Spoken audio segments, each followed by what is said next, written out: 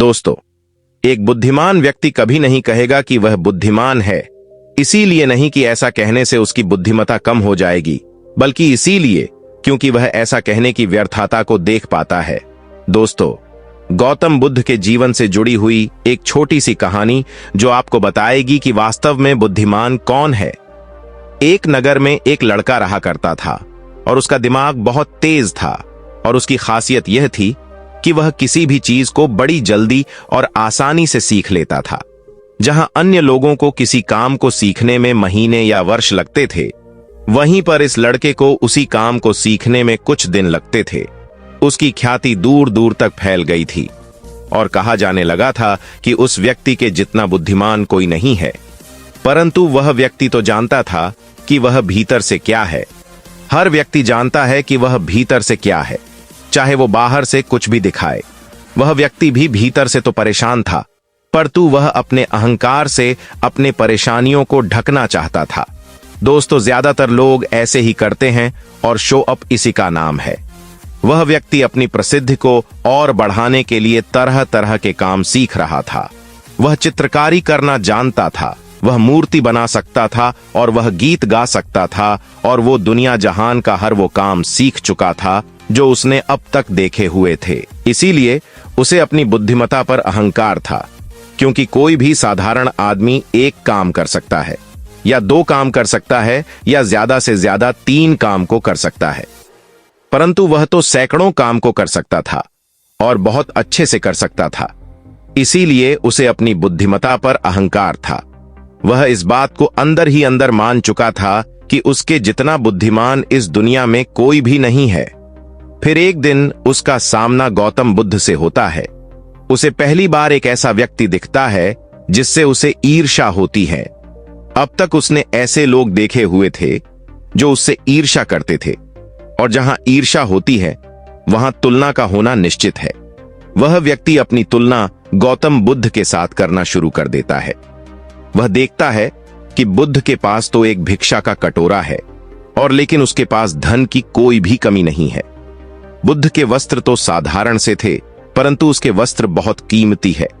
बुद्ध तो जमीन पर नंगे पैर चलते हैं, परंतु वह नंगे पैर नहीं चलता। इसी तरह से वो आदमी सैकड़ों चीजों से अपनी तुलना गौतम बुद्ध के साथ करने लगता है, परंतु हर तुलना के बाद भी वह पाता है कि उसकी ईर्ष्या बुद्ध के प्रति 1% भी कम नहीं होती। वह व्यक्ति मन ही मन सोचता है कि मैं इस भिक्षु से अपनी तुलना क्यों कर रहा हूं, जबकि मेरा जीवन इससे 100 गुना बेहतर है। लोग भी बुद्ध का सम्मान कर रहे हैं। आखिर इसके भीतर ऐसा क्या है जो मुझ में नहीं है और जिसके कारण मेरे भीतर इसके प्रति ईर्ष्या है। बहुत देर अपने मन में उलझे रहने के बाद वह व्यक्ति तय करता है कि वह बुद्ध के पास जाएगा और उनसे पूछेगा कि उनकी उपलब्धि क्या है। वह व्यक्ति अपने सेवकों के साथ बुद्ध के पास जाता है और उनसे कहता है कि मैं इस इलाके का सबसे बुद्धिमान व्यक्ति हूं और आप अपने आसपास जो भी देख रहे हैं मैं वो सब करना जानता हूं।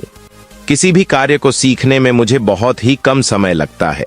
सभी लोग मेरा सम्मान करते हैं, परंतु इस सब के बाद भी मेरे भीतर आपके लिए ईर्ष्या है। मैं यह जानना चाहता हूं कि आपकी उपलब्धि क्या है। ये सब लोग आपका आदर सम्मान क्यों कर रहे हैं। उसके बाद बुद्ध कहते हैं कि वैसे तो मेरी कोई उपलब्धि नहीं है, परंतु तुम कह सकते हो कि मेरी एक उपलब्धि है। वह व्यक्ति पूछता है कि क्या मैं जान सकता हूं। तो फिर उसके बुद्ध कहते हैं कि मेरी एक उपलब्धि है कि मैं सभी उपलब्धियों को छोड़ चुका हूं। वह व्यक्ति बुद्ध से पूछता है कि मतलब मैं कुछ समझा नहीं। बुद्ध उस व्यक्ति से कहते हैं कि क्या तुम्हें प्रशंसा अच्छी लगती है। वह व्यक्ति कहता है कि प्रशंसा तो सभी को अच्छी लगती है।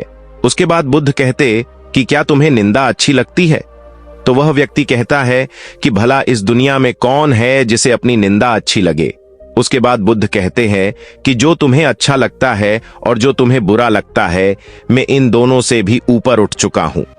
ना मुझे निंदा सताती है और ना ही मुझे अपनी प्रशंसा प्रसन्न करती है। बस यही अंतर है तुम में और मुझ में। और उसके बाद वह व्यक्ति बुद्ध से कहता है कि परंतु यह कैसे संभव है। बुद्ध मुस्कुराते हैं और उस व्यक्ति से कहते हैं कि तुमने सैकड़ों काम सीखे, लेकिन एक सबसे जरूरी काम को तुम सीखना भूल गए।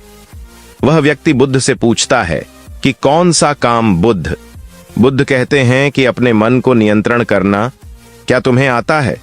बुद्ध की वह बात सुन वह व्यक्ति समझ जाता है कि ईर्ष्या का यही कारण था।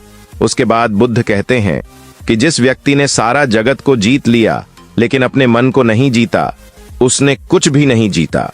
और जिसने अपने मन को जीता परंतु अपना सब कुछ गवा दिया, फिर भी उसने सब कुछ जीत लिया। गौतम बुद्ध के इन शब्दों को सुन उस व्यक्ति का अहंकार टूट जाता है और वह व्यक्ति बुद्ध से कहता है कि क्या आप मुझे अपने मन को जितना सिखा सकते हैं? बुद्ध कहते हैं कि अवश्य सिखाएंगे, परंतु मैं तुम्हारी सभी उपलब्धियां छीन लूंगा। फिर उसके बाद वह व्यक्ति बुद्ध से कहता है कि मैं तैयार हूं। उस दिन से वह व्यक्ति ध्यान करना शुरू कर देता है, क्योंकि ध्यान ही वह तरीका है जिससे आप अपने मन को अपने वश में कर सकते हैं।